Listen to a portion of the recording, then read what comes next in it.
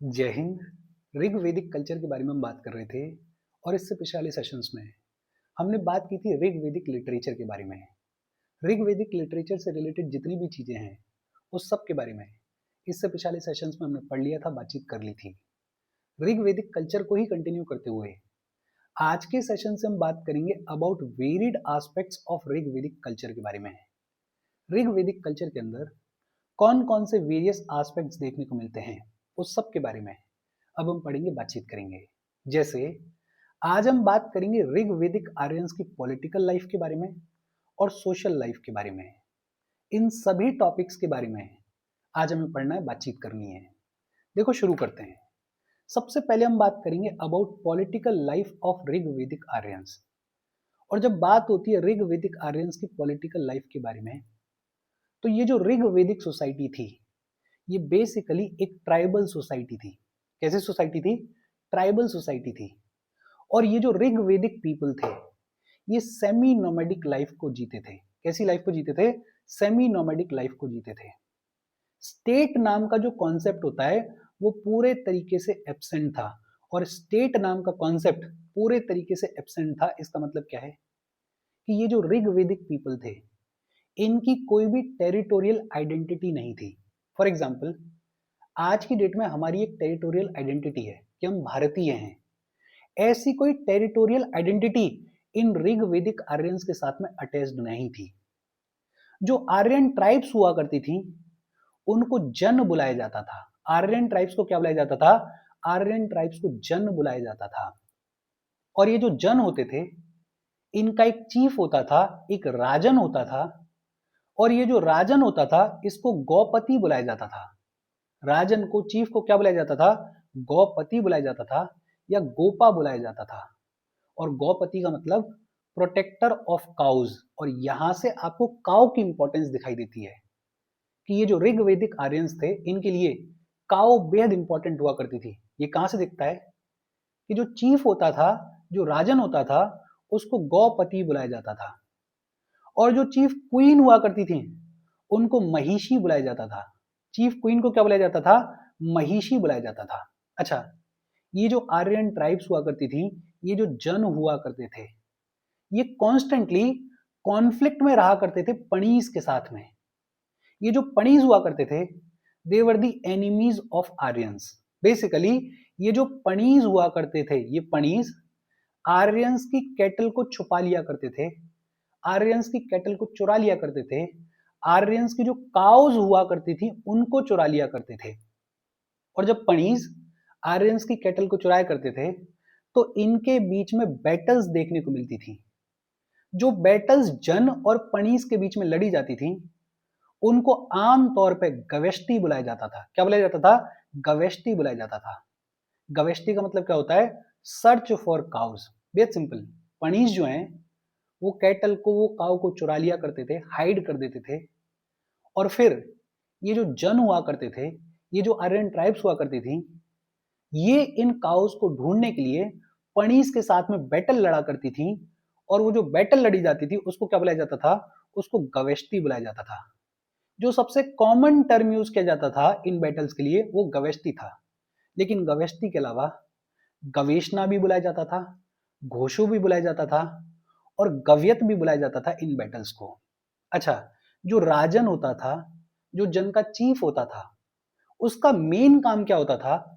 उसका मेन काम होता था जन को प्रोटेक्ट करना, उसका मेन काम होता था कैटल को प्रोटेक्ट करना, और उसका मेन काम होता था जन के बिहाफ पे गॉड्स को प्रेयर ऑफर करना। बेहद सिंपल और इजी सी बातचीत है। चार पांच चीजें आपको याद रखनी है। एक तो ये कि ये जो ऋग्वेदिक आर्यंस की सोसाइटी थी ये कैसी सोसाइटी हुआ करती थी? ये ट्राइबल सोसाइटी हुआ करती थी। ये जो ऋग्वेदिक आर्यंस हुआ करते थे ये सेमी नोमैडिक लाइफ को जिया करते थे। कॉन्सेप्ट ऑफ स्टेट देखने को नहीं मिलता था। जो ज्यादा इंपॉर्टेंट चीजें हैं वो क्या हैं कि जो आर्यन ट्राइब्स हैं उनको क्या बुलाया जाता था? उनको जन बुलाया जाता था। और ये जो जन होते थे इनका जो चीफ होता था, इनका जो राजन होता था, उसको क्या बुलाया जाता था? उसको गौपति या फिर गोपा बुलाया जाता था। जो चीफ क्वीन होती थी उनको क्या बुलाया जाता था? उनको महिषी बुलाया जाता था। ये जो जन हुआ करते थे ये कॉन्फ्लिक्ट में रहते थे पणीज के साथ में। Panis were basically the enemies of Aryans. Panis और जन के बीच में जो बैटल्स देखने को मिलती थी उनको क्या बुलाया जाता था? उनको गवेष्टि बुलाया जाता था। और गवेष्टि का मतलब क्या होता था? Search for cause. ये जो राजन होता था इसका मेन फंक्शन क्या होता था? इसका मेन फंक्शन होता था जन को प्रोटेक्ट करना और कैटल को प्रोटेक्ट करना। बेहद सिंपल और इजी सी बातचीत है। होपफुली बेसिक तौर पे ये चीज आपको समझ में आई होगी। अच्छा, ये जो ऋग्वेदिक आर्यंस हैं इनकी पॉलिटी और इनके एडमिनिस्ट्रेशन के कुछ और भी एस्पेक्ट्स हैं। और वो कुछ और भी एस्पेक्ट्स कौन कौन से हैं? एक तो जो सोसाइटी का पॉलिटिकल स्ट्रक्चर हुआ करता था वो मोटा मोटा मोनार्कियल फॉर्म में हुआ करता था। एग्जैक्टली मोनार्की नहीं होती थी जैसे हम ट्रेडिशनल सेंस में समझते हैं कि एक राजा है वो ऑल पावरफुल है, ऐसी मोनार्की नहीं होती थी। लेकिन हाँ, कुछ सेंस में जो पॉलिटिकल स्ट्रक्चर हुआ करता था वो मोनार्कियल हुआ करता था। फर्क क्या होता था?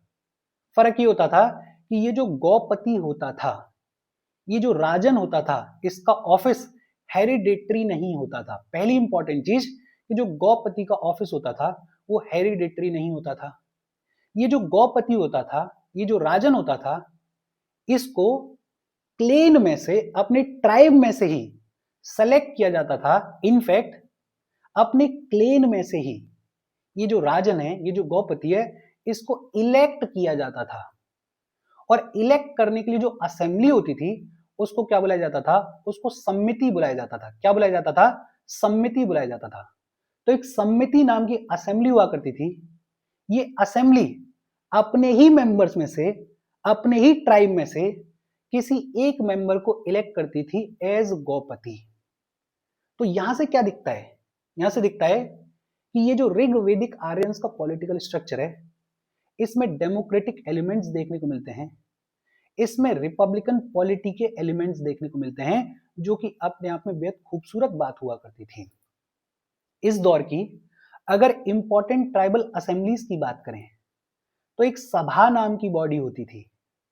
और ये जो सभा होती थी ये इलीट्स की, उस दौर के रईसों की एक छोटी सी बॉडी हुआ करती थी। सभा के अलावा एक समिति होती थी और ये जो समिति होती थी ये लंबी चौड़ी फोक असेंबली होती थी, या फिर ये कहें कि आम आदमी की असेंबली होती थी समिति। ये जो समिति होती थी इसको प्रेसाइड करता था राजन। फिर एक विदत होती थी। ये जो विदत होती थी ये ट्राइबल असेंबली होती थी। और ये जो ट्राइबल असेंबली होती थी, ये जो विदत होती थी, ये बड़े इंपॉर्टेंट फंक्शंस को परफॉर्म किया करती थी। फिर एक घन होती थी। घन जो है वो हाईएस्ट एडवाइजरी बॉडी हुआ करती थी। और एक परिषद होती थी। परिषद जो है वो लेजिस्लेटिव असेंबली होती थी एक तौर की, जहां पे कॉमन इश्यूज को डिस्कस किया जाता था। और इसका सिग्निफिकेंस क्या है? इसका सिग्निफिकेंस ये है कि ये शायद अर्लीस्ट एग्जाम्पल है लोकल गवर्नमेंट की। इस दौर में, ऋग्वेदिक आर्यंस के दौर में, आपको ट्राइबल असेंबलीज देखने को मिल रही हैं, जैसे सभा देखने को मिल रही है, जो कि इलीट्स की, उस दौर के रईसों की एक छोटी सी बॉडी हुआ करती थी। समिति देखने को मिल रही है जो कि उस दौर की लंबी चौड़ी फोक असेंबली हुआ करती थी। विदत देखने को मिल रही है जो कि उस दौर की ट्राइबल असेंबली हुआ करती थी। घन देखने को मिल रही है जो कि उस दौर की हाईएस्ट एडवाइजरी बॉडी हुआ करती थी। और परिषद देखने को मिल रही है जो कि उस दौर की लेजिस्लेटिव असेंबली हुआ करती थी, जहां पे कॉमन इश्यूज को डिस्कस किया जाता था। ये जो ट्राइबल असेंबलीज हैं ये अपने आप में इंपॉर्टेंट हैं, इनके नाम याद रखना, बिकॉज प्रीलिम्स में भी काम आ जाता है और मेंस में इनकी खास इंपॉर्टेंस है। कभी कोई क्वेश्चन आ जाए तो आपको पता होना चाहिए कि ये जो लोकल गवर्नमेंट है इसकी शुरुआत यहां से देखने को मिलती है। इन जनरल अगर पॉलिटी की बात करें तो उस दौर की जो पॉलिटी हुआ करती थी वो लिबरल हुआ करती थी, प्रोग्रेसिव हुआ करती थी और इगैलिटेरियन हुआ करती थी। लिबरल और प्रोग्रेसिव कैसे होती थी वो आगे चल के बेहतर समझ में आएगा, लेकिन एग्जाम्पल के तौर पर अगर बात करें तो ये जो सभा होती थी, ये जो समिति होती थी, ये जो विदत होती थी, इसमें विमेन्स को भी अलाउ किया जाता था। ये दिखाता है लिबरल एस्पेक्ट को, ये दिखाता है प्रोग्रेसिव एस्पेक्ट को। और ये जो पॉलिटी है ये इगैलिटेरियन हुआ करती थी, इसमें इक्वालिटी देखने को मिलती थी। अगर समझने के लिए बात करें तो उस दौर में जो भी पॉलिटिकल फंक्शनरीज होते थे और जो भी आम आदमी होता था, उनके पॉलिटिकल स्टेटस में कोई भी डिफरेंस देखने को नहीं मिलता था। फॉर एग्जाम्पल, हम बात कर रहे थे राजन के बारे में, गौपति के बारे में। गौपति हालांकि कहने के लिए चीफ है, राजन है, लेकिन उसका कामकाज आम आदमी के जैसा है।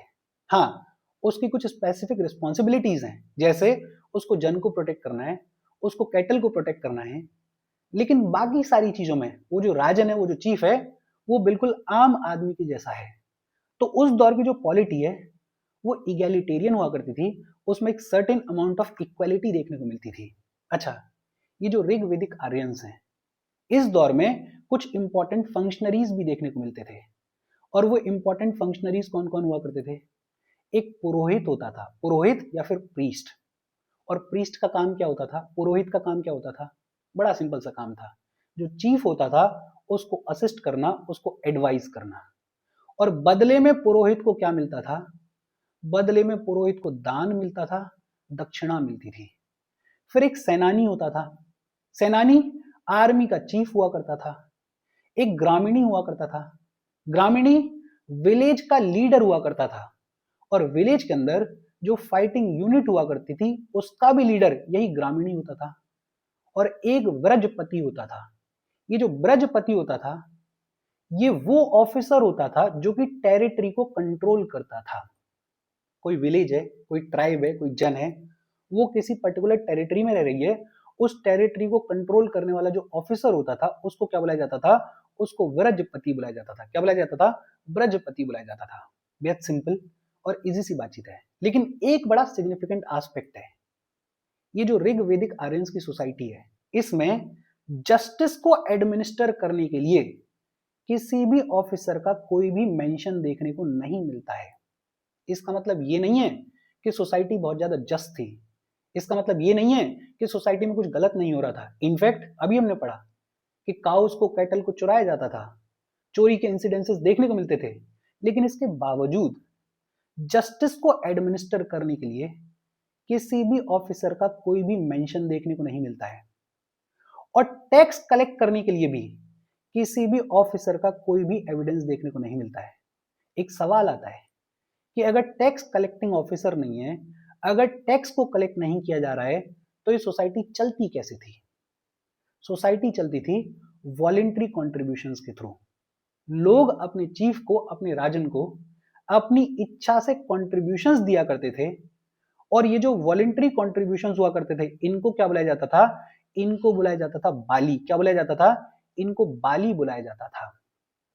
ये जो वैदिक सोसाइटी थी, इसमें मिलिट्री के एलिमेंट्स देखने को मिलते हैं। मिलिट्रिस्टिक सोसाइटी हुआ करती थी ये। जब ये वैदिक सोसाइटी वॉर पे जाती थी, तो वॉर के दौरान ये लोग हॉर्स चैरियट्स को यूज किया करते थे। घोड़े जो कि बेहद पावरफुल रोल प्ले करते हैं किसी भी लड़ाई में, उन हॉर्स चैरियट्स को यूज किया करते थे वैदिक सोसाइटी के लोग। लड़ाई के दौरान ये जो लोग हैं, ये वर्मा पहनते थे। वर्मा मतलब जो पूरा कोट होता है लोहे वगैरह का, मेटल का बना हुआ होता है, वर्मा को पहनते थे। शिप्रा को पहनते थे। शिप्रा मतलब हेलमेट, जो लोहे वगैरह का हेलमेट हुआ करता था, उसको पहनते थे। लड़ाई लड़ने के लिए ये लोग असी को यूज करते थे। असी का मतलब स्वॉर्ड, असी का मतलब तलवार। हन को यूज क्या करते थे? हन का मतलब एरोज। और इल्नियस को यूज क्या करते थे? इल्नियस का मतलब बोज। मतलब मिलिट्री के मामले में भी उस दौर के हिसाब से ये जो सोसाइटी थी, ये काफी ज्यादा डेवलप्ड थी। हालांकि सेना होती थी, लड़ाई लड़ी जाती थी, लेकिन ये जो सेना होती थी, ये परमानेंट फाइटिंग ग्रुप के जैसे एग्जिस्ट नहीं किया करती थी। जब जरूरत होती थी तो जो एबल बॉडीड मैन हुआ करते थे, वो इस सेना में पार्टिसिपेट करते थे, लूटपाट मचाते थे, लड़ाई को लड़ते थे। और जब लड़ाई खत्म हो जाती थी तो फिर ये अपने काम पे चले जाते थे, नॉर्मल जिंदगी को जीते थे। ये जो लड़ाइयां हुआ करती थी इस वैदिक सोसाइटी में, उसका एक मेजर कॉज क्या था? Cattle lifting. बेसिकली कैटल को चुराया जाता था, काउस को चुराया जाता था, और उसके लिए ये सारी लड़ाइयां देखने को मिलती थी। बेहद सिंपल और इजी सी बातचीत है। एक बार फिर से रिवाइज करते हैं। देखो, मोटा मोटा अगर बात करें तो सोसाइटी ट्राइबल हुआ करती थी। लोग जो हैं वो सेमी नोमैडिक लाइफ को जिया करते थे। स्टेट का कॉन्सेप्ट देखने को नहीं मिलता था। जो आर्यन ट्राइब्स हुआ करती थी उनको क्या बुलाया जाता था? उनको जन बुलाया जाता था। क्या बुलाया जाता था? जन बुलाया जाता था। ये जो जन होते थे, इनका जो चीफ होता था, जो राजन होता था, उसको गौपति बुलाया जाता था। क्या बुलाया जाता था? गौपति या गोपा बुलाया जाता था। जो चीफ क्वीन हुआ करती थी उनको माहिशी बुलाया जाता था। क्या बुलाया जाता था? माहिशी बुलाया जाता था। ये जो जन हुआ करते थे, ये जो आर्यन ट्राइब्स हुआ करते थे, ये कॉन्फ्लिक्ट में रहते थे पणीज के साथ में। पणीज जो है वो आर्यंस के एनिमीज हुआ करते थे। पणीज और जन के बीच में जो बैटल्स लड़ी जाती थी उनको गवेष्टि बुलाया जाता था। क्या बुलाया जाता था? गवेष्टि बुलाया जाता था। अगर पॉलिटिकल स्ट्रक्चर की बात करें तो मोटा मोटा जो पॉलिटिकल स्ट्रक्चर है वो मोनार्कियल हुआ करता था। लेकिन जो ट्रेडिशनल सेंस में मोनार्की हमें समझ में आती है वैसा मोनार्कियल फॉर्म नहीं होता था। इनफैक्ट जो गोपति का ऑफिस होता था वो हेरिडिटरी नहीं होता था। ये जो गोपति होता था इसको इलेक्ट किया जाता था और इसको इलेक्ट करती थी एक असेंबली, जिसको क्या बुलाया जाता था? जिसको समिति बुलाया जाता था। तो ये जो पॉलिटिकल स्ट्रक्चर है इसमें डेमोक्रेटिक एलिमेंट्स भी देखने को मिलते हैं, इसमें रिपब्लिकन पॉलिटी के एलिमेंट्स भी देखने को मिलते हैं। उस दौर की कुछ इंपॉर्टेंट ट्राइबल असेंबलीज की बात करें तो एक सभा होती थी। ये जो सभा होती थी ये इलीट्स की स्मॉलर बॉडी होती थी। एक समिति होती थी। समिति जो है वो लंबी चौड़ी फोक असेंबली हुआ करती थी। एक विदत होती थी। विदत जो है वो ट्राइबल असेंबली होती थी। एक घन होती थी। घन जो है वो हाईएस्ट एडवाइजरी बॉडी होती थी। और एक परिषद होती थी। परिषद जो है वो उस दौर की लेजिस्लेटिव असेंबली होती थी जहां पे कॉमन इश्यूज को डिस्कस किया जाता था। ये जो पॉलिटी होती थी ये लार्जली लिबरल होती थी, प्रोग्रेसिव होती थी और इगैलिटेरियन हुआ करती थी। ये जो दौर है इस दौर में कई सारे इंपॉर्टेंट फंक्शनरीज भी देखने को मिलते थे। जैसे पुरोहित देखने को मिलता था।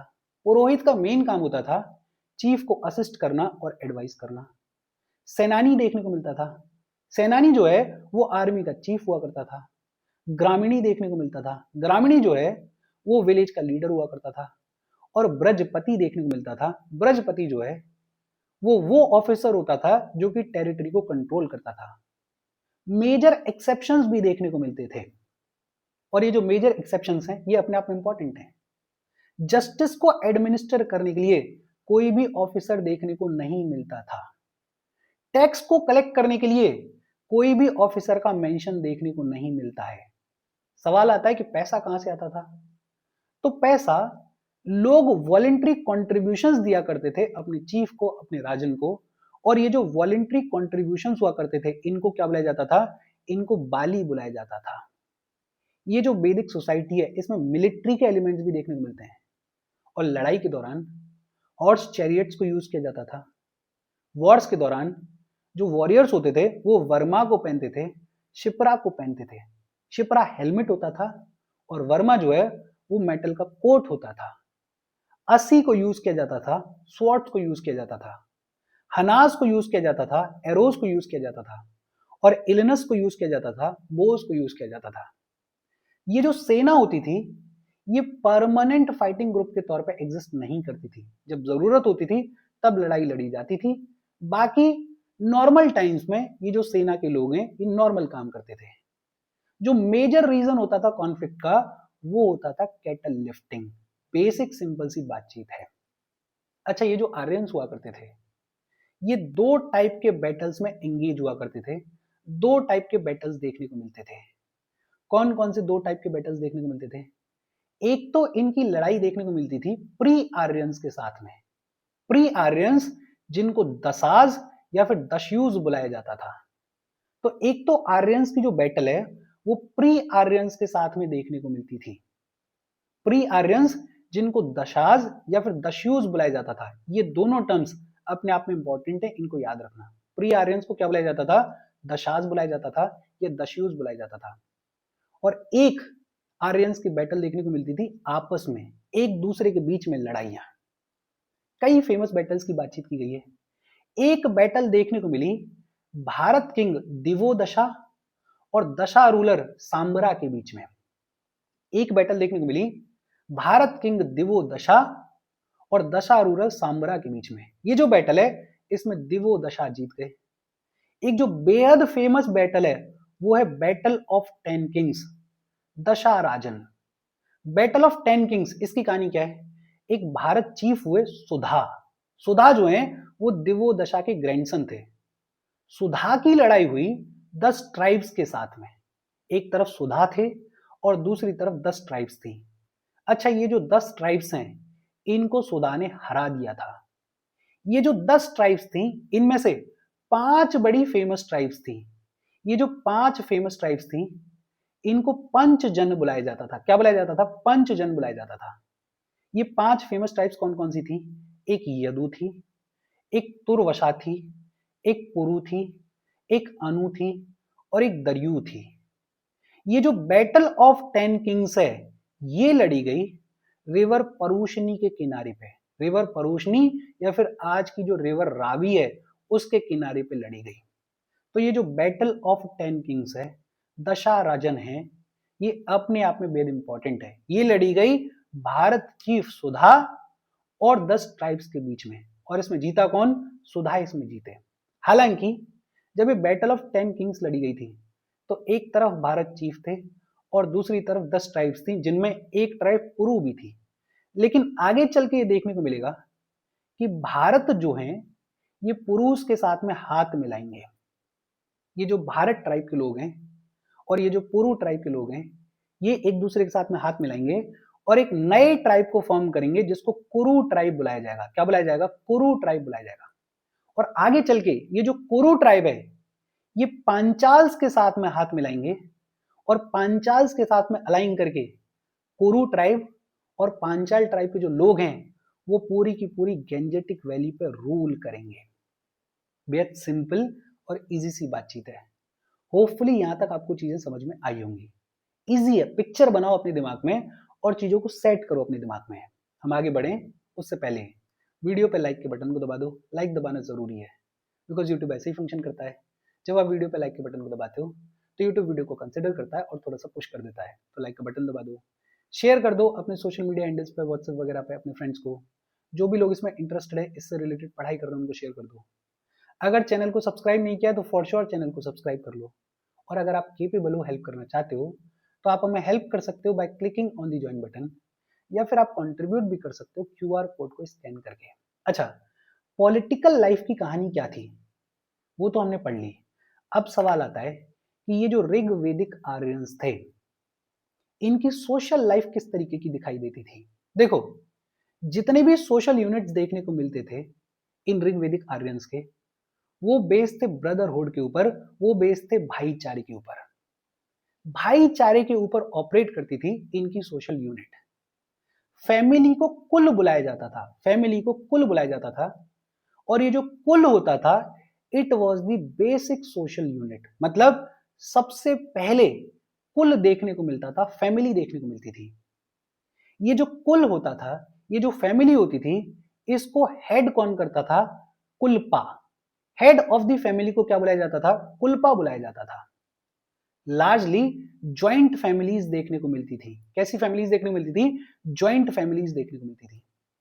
बहुत सारी फैमिलीज मिलके एक ग्राम को बनाती थी। बहुत सारी फैमिलीज मिलके एक ग्राम को बनाती थी। बेसिकली सबसे नीचे कुल है, फैमिली है, कई सारी फैमिलीज मिलके जो है वो ग्राम को बना रही हैं। ये जो कुल है, ये जो फैमिली है, इसके हेड को क्या बुलाया जा रहा है? इसके हेड को कुलपा बुलाया जा रहा है। और ये जो ग्राम है, इस ग्राम के हेड को ग्रामिनी बुलाया जाता था। ग्राम के हेड को क्या बुलाया जाता था? ग्राम के हेड को ग्रामिनी बुलाया जाता था। और ये जो ग्राम होता था ये भी एक लंबे चौड़े ग्रुप का हिस्सा होता था। और वो जो लंबा चौड़ा ग्रुप होता था उसको विश्व बुलाया जाता था, उसको क्लेन बुलाया जाता था। विच मीन्स कि सबसे नीचे कुल आ रहा है, फैमिली आ रही है, इस फैमिली को हेड कौन कर रहा है? कुलपा हेड कर रहा है। फिर उसके ऊपर ग्राम आ रहा है और ग्राम को हेड कौन कर रहा है? ग्रामिनी हेड कर रहा है। और ग्राम के ऊपर कौन देखने को मिल रहा है? विश्व देखने को मिल रहा है, या फिर ये कहें कि क्लेन देखने को मिल रहा है। और ये जो विश्व होता था इसको हेड कौन करता था? इसको हेड विश्वपति करता था। विश्व को हेड कौन करता था? विश्व को हेड विश्वपति करता था। और ये जो क्लेन्स होते थे, ये जो विश्व होते थे, एक या एक से ज्यादा क्लेन्स मिलके जन को बनाते थे, ट्राइब को बनाते थे, विच मीन्स कि विश के ऊपर कौन देखने को मिलता था, विश के ऊपर जन देखने को मिलता था, ये ट्राइब देखने को मिलती थी। और ये जो ट्राइब होती थी, इसके चीफ को, इसके राजन को क्या बुलाया जाता था, गौपति बुलाया जाता था। अगर सिंपल तौर पे कहें तो ये जो जन है, ये लार्जेस्ट सोशल यूनिट हुआ करती थी, और ये जो कुल है, ये बेसिक सोशल यूनिट हुआ करती थी। हाईएस्ट पॉलिटिकल यूनिट को हेड कौन करता था, जनेश या फिर गौपति, अभी हमने बात की है। ये जो जन है, इसको हेड कौन करता था, इसको हेड गौपति करता था, जो कि अगर एक सेंस में कहें तो राजा के बराबर होता था, राजन के बराबर होता था। जो सोसाइटी होती थी वो पेट्रियार्कल होती थी in nature, society was patriarchal in nature, लेकिन इसका मतलब ये नहीं है कि विमेन्स की इंपॉर्टेंस नहीं थी। खूबसूरत बात यही थी कि ये जो ऋग वैदिक सोसाइटी थी, यहाँ पे विमेन्स की भी इंपॉर्टेंस हुआ करती थी, विमेन्स भी इंपॉर्टेंट पोजीशंस में देखने को मिलती थी। इनफैक्ट जो विमेन हुआ करती थी, उनको एजुकेशन प्रोवाइड की जाती थी, और उनको परमिशन थी कि वो असेंबली को अटेंड कर सकती थी। कई सारी फेमस विमेन के नाम देखने को मिलते हैं, जैसे अपाला हैं, जैसे घोषा हैं, जैसे लोपामुद्रा हैं, जैसे विश्वरा हैं। ये वो विमेन्स हैं जिन्होंने उस दौर में बहुत सारे हाइम्स को कंपोज किया, और इनको उपन्यान रिसीव हुआ। बेसिकली इनको जनेऊ पहनने की परमिशन रिसीव हुई। तो इसका मतलब क्या है, इसका मतलब यह है कि विमेन्स को भी इंपॉर्टेंस दी जाती थी इस ऋग वैदिक सोसाइटी में। इनफैक्ट विमेन्स जो हैं वो विदिता को, वो ट्राइबल असेंबली को अटेंड कर सकती थी। ये भी क्या दिखाता है, ये भी विमेन्स की इंपॉर्टेंस को दिखाता है। उस दौर में जो गर्ल्स होती थी, उनको फ्रीडम होता था कि वो अपने हिसाब से अपने लाइफ पार्टनर को चूज कर सकती थी। सोचो, आज ये फ्रीडम नहीं मिलता है, आज इस फ्रीडम के लिए लड़ाई लड़ी जाती है। उस दौर में गर्ल्स को ये फ्रीडम होता था कि वो अपने हिसाब से अपने लाइफ पार्टनर को चूज कर सकती थी। ये भी क्या दिखाता है, ये भी प्रोग्रेसिव माइंडसेट को दिखाता है। इनफैक्ट ये जो ऋग वैदिक सोसाइटी है, इसमें चाइल्ड मैरिज का कोई भी इंस्टेंस देखने को नहीं मिलता है, सती का कोई भी इंस्टेंस देखने को नहीं मिलता है, पर्दा का कोई भी इंस्टेंस देखने को नहीं मिलता है, विच मीन्स ये जितने भी सोशल इविल्स हैं, ये उस दौर में एग्जिस्ट नहीं करते थे, ये बाद में डेवलप हुए हमारे सोसाइटी में। हाँ, कुछ इंस्टेंसेस जो हैं वो लेवीरेट के देखने को मिलते हैं। लेवीरेट का मतलब क्या है कि अगर किसी औरत का हस्बैंड एक्सपायर हो गया है, तो उस औरत की शादी उस छोटे भाई से कर दी जाती थी। जो हस्बैंड का छोटा भाई होता था, जिसको देवर बुलाया जाता है, उस देवर से कर दी जाती थी। तो लेवीरेट के इंसिडेंसेस जरूर देखने को मिलते हैं। विडो मैरिज के इंसिडेंसेस भी देखने को मिलते हैं, मतलब विडोज को रीमैरी किया जाता था। मैरिज जो होती थी वो यूजुअली मोनोगेमस होती थी, मतलब एक ही इंसान से शादी की जाती थी। लेकिन कुछ रेफरेंसेस जो हैं वो पॉलीएंड्री के भी देखने को मिलते हैं। कुछ ऐसे केसेस भी देखने को मिलते हैं जहां पे एक से ज्यादा लोगों से शादी के इंस्टेंसेस, एग्जांपल्स देखने को मिलते हैं। लेकिन यूजुअली मैरिज जो है वो मोनोगेमस हुआ करती थी। इस सोसाइटी में बेटे की बर्थ को प्रेफरेंस दी जाती थी, सन की बर्थ को प्रेफरेंस दी जाती थी, डॉटर्स के लिए डिजायर नहीं की जाती थी। इसका मे भी रीजन ये हो सकता है कि जो सोसाइटी है उसका नेचर मार्शल था। बेसिकली मिलिट्री वाला एस्पेक्ट देखने को मिलता था सोसाइटी में, बैटल्स देखने को मिलती थी, तो शायद इसलिए जो प्रेफरेंस है वो सन की बर्थ को मिलती थी, डॉटर्स को नहीं मिलती थी। सिंपल और इजी सी बातचीत है। देखो एक बार फिर से देखते हैं। सबसे बेसिक सोशल यूनिट कुल, फैमिली हुआ करती थी। कुल को हेड कौन करता था, कुलपा हेड करता था। ये जो फैमिलीज होती थी ये मिलके बनाती थी ग्राम को, और ग्राम को हेड कौन करता था, ग्रामीणी हेड करता था। ये जो ग्राम है ये भी पार्ट होता था एक बड़े ग्रुप का, जिसको विश्व बुलाया जाता था, क्लेन बुलाया जाता था। और ये जो विश्व होता था इसको हेड कौन करता था, इसको विश्वपति हेड करता था। और ये जो विश हैं, एक या एक से ज्यादा विश या क्लेन्स मिलके जन को बनाते थे, ट्राइब को बनाते थे। और ये जो जन होता था इसको हेड कौन करता था, इसको राजन हेड करता था। सोसाइटी जो है वो पेट्रियार्कल हुआ करती थी इन नेचर। सोसाइटी पेट्रियार्कल हुआ करती थी, लेकिन विमेन्स को भी एडिक्वेट रिस्पेक्ट दी जाती थी, एजुकेशन दी जाती थी, उनको परमिशन थी कि वो असेंबली को अटेंड कर सकती थी। इनफैक्ट गर्ल्स को ये फ्रीडम था कि वो अपने हिसाब से अपने लाइफ पार्टनर को चूज कर सकती थी। चाइल्ड मैरिज का, सती का, पर्दा का कोई भी इंस्टेंस देखने को नहीं मिलता है। लेवी रेट के कुछ इंस्टेंसेस देखने को मिलते हैं। मैरिज जो है वो लार्जली मोनोगेमस हुआ करती थी, लेकिन कुछ इंस्टेंसेस जो हैं वो पॉलीएंड्री के भी देखने को मिलते हैं। प्रेफरेंस बेटे के जन्म को दी जाती थी। डॉटर्स के लिए डिजायर बहुत ज्यादा एक्सप्रेस नहीं की जाती थी। ये जो सोसाइटी थी, वैदिक society, it was not divided on caste lines.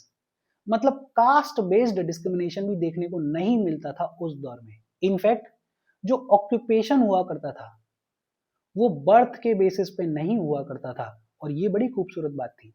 आगे चल के तो हमने देखा ही है कि हमारा जो वर्ण सिस्टम है वो कुछ इस तरीके का हो जाएगा कि बाय बर्थ डिसाइड हो जाएगा कि कौन क्या ऑक्यूपेशन करने वाला है। जैसे शूद्रों के लिए एक काम बता ही दिया गया था। लेकिन अब तक इस ऋग वैदिक सोसाइटी में ऑक्यूपेशन जो है वो बर्थ के बेसिस पे नहीं होता था।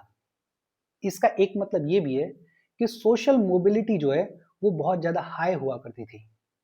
कोई भी इंसान जो है वो अपने प्रोफेशन को चेंज करके अपना जो सोशल स्टेटस है, अपना जो वर्ण है, उसको चेंज कर सकता था, प्रोवाइडेड कि आपको वो प्रोफेशन आना चाहिए।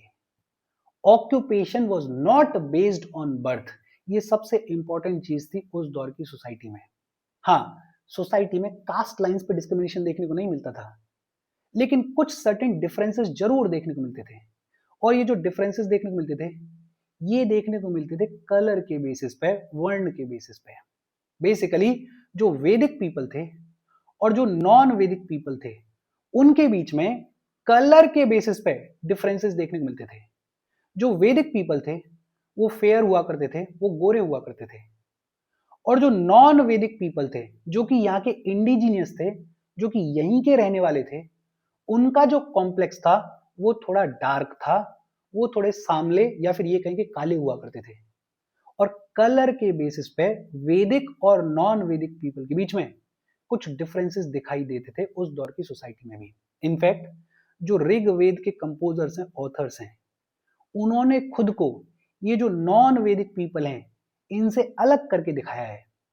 और ये जो नॉन वैदिक पीपल हैं, ये जो अदर ग्रुप के लोग हैं, इनको क्या बुलाया गया है? इनको दशयूज या फिर दशाज बुलाया गया है। क्या बुलाया गया है? दशयूज बुलाया गया है या दशाज बुलाया गया है। इनफैक्ट ये जो दशाज हैं इनको अव्रत भी बुलाया गया है। अव्रत का मतलब ऐसे लोग जो कि गॉड को ओबे नहीं करते हैं। ये जो दशाज हैं इनको अक्रतु भी बुलाया गया है। अक्रतु मतलब ऐसे लोग जो कि सेक्रीफाइसेस को परफॉर्म नहीं करते हैं।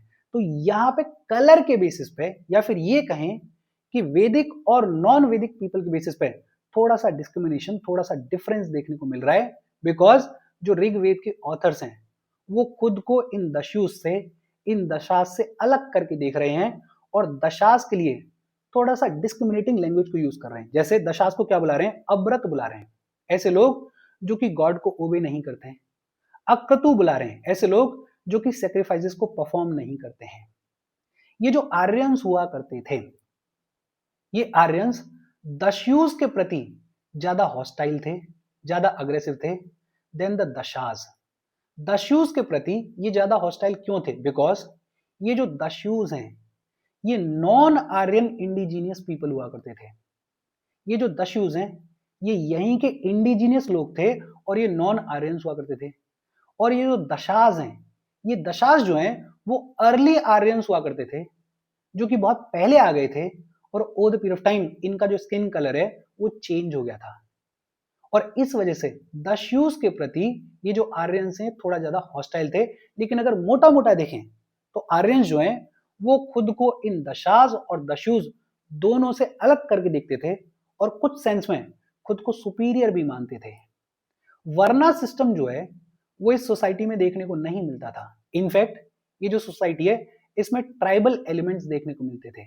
लेकिन हाँ, कुछ हद तक सोशल स्ट्रेटिफिकेशन, कुछ हद तक सोशल डिवीजन लेबर के टर्म्स में देखने को मिलता था और जेंडर के टर्म्स में देखने को मिलता था। जेंडर के टर्म्स में अभी हम बात कर रहे थे कि विमेन्स को एडिक्वेट रिस्पेक्ट दी जाती थी, लेकिन फिर भी एक सर्टेन अमाउंट ऑफ स्ट्रेटिफिकेशन देखने को मिलता था। अच्छा, वर्ना सिस्टम की बहुत ज्यादा बातचीत की भी नहीं गई है। ये जो 4 वर्ण है हमारे, इनका सबसे पहला मेंशन पुरुष सुषुप्ता में देखने को मिलता है। और ये जो पुरुष सुषुप्ता है ये किसका पार्ट है?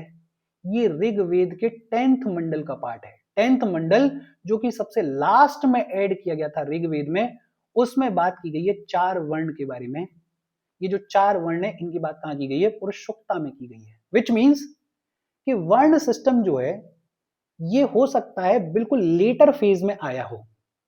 ये जो ऋग्वेदिक लोग थे दे वर फेमिलियर विद स्लेवरी, और ये अपने आप में इंपॉर्टेंट चीज है, प्रीलिम्स के पॉइंट ऑफ व्यू से ध्यान रखना कि ये जो ऋग्वेदिक सोसाइटी थी इसको स्लेवरी की जानकारी थी। दे वर फेमिलियर विद स्लेवरी। बेहद सिंपल और इजी सी बातचीत है।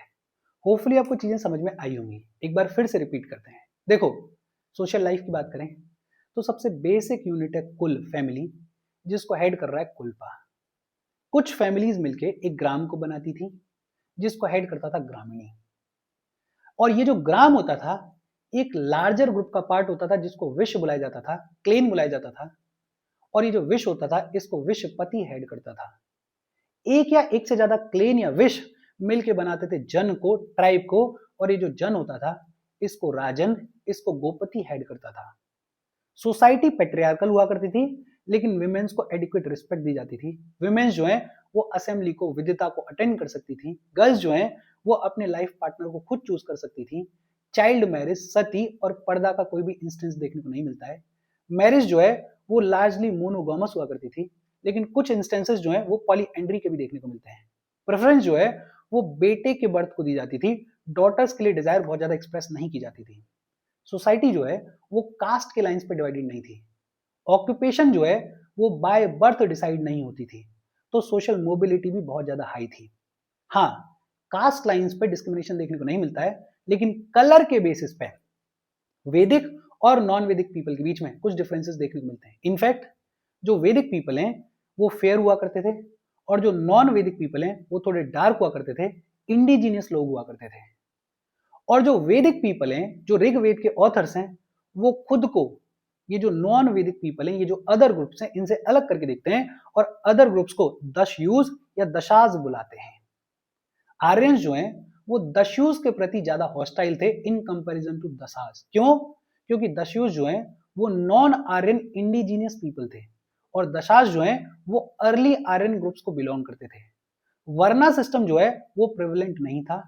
ट्राइबल एलिमेंट्स देखने को मिलते थे। इनफैक्ट ये जो हमारे 4 वर्ण हैं इनका मेंशन सबसे पहली बार पुरुष सुषुप्ता में देखने को मिलता है, जो कि ऋग्वेद के 10th मंडल में देखने को मिलता है। 10th बुक जो है ऋग्वेद की, उसमें पुरुष सुक्ता की बात की गई है। और ये जो पुरुष सुक्ता है इसमें बात की गई है 4 वर्ण के बारे में। विच मीन्स कि एकदम लेटर फेज में बात की गई है वर्ण सिस्टम के बारे में। ये जो ऋग्वेदिक पीपल हैं दे वर फेमिलियर विद स्लेवरी। बेहद सिंपल और इजी सी बातचीत है। ये जो पूरी बातचीत है इसके शॉर्ट नोट्स इस चैप्टर के एंड में मैं आपके साथ में शेयर करूंगा, लेकिन तब तक अपने शॉर्ट नोट्स बनाते रहना, अपने हिसाब से छोटी छोटी चीजों को लिखते रहना, ताकि रिवीजन के लिए आपको इजी रहे। कोई डाउट हो कमेंट करके पूछ लेना। Thank you very much.